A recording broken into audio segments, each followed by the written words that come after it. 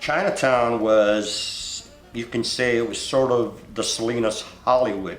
They had all the bars, all the nightclubs. It'd be 2 o'clock in the morning sometimes. You hear all the noise outside. I still remember as a child looking at the neon lights. Saturday night, we had to make sure that we hurried up and shut the clapboards. The cafes, the bars, the pool halls were jumping.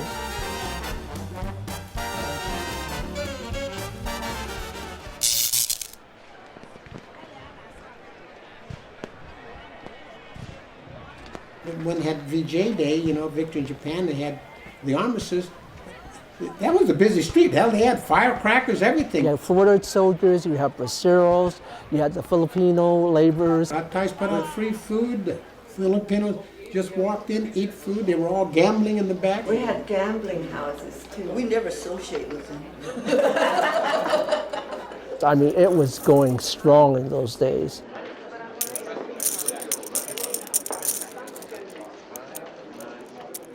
I even lived for a while at the Green and Gold Hotel, and my dad used to gamble downstairs, and we'd stay up in the room until they were finished, and we used to just play. It was our little playground.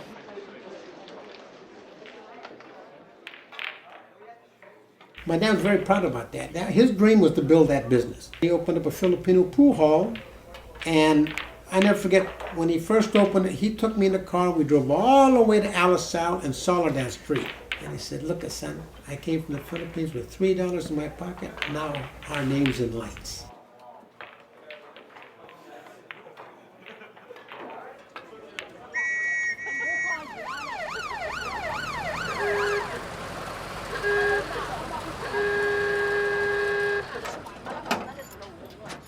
I remember one time that there was a paddy wagon or something, and you know, remember that on the corner there was a Paradise Hotel.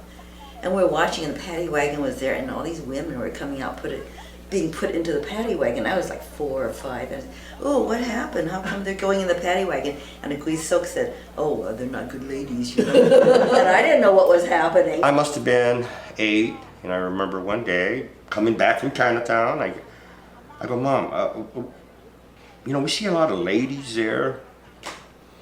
And then she goes, ask your grandma.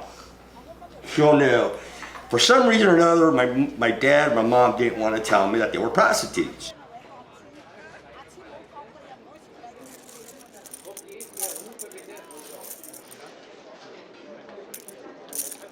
My grandfather had a $2,000 price on his head, and so he was the target of assassinations from another town. But in 1912, there were people playing cards in the back room, and these assassins broke the door down and started shooting.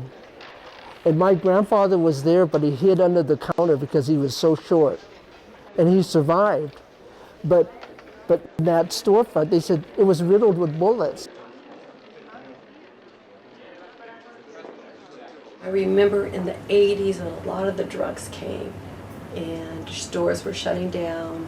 My uncle closed the Mi Cantina. It just was really sad to see what had been was gone.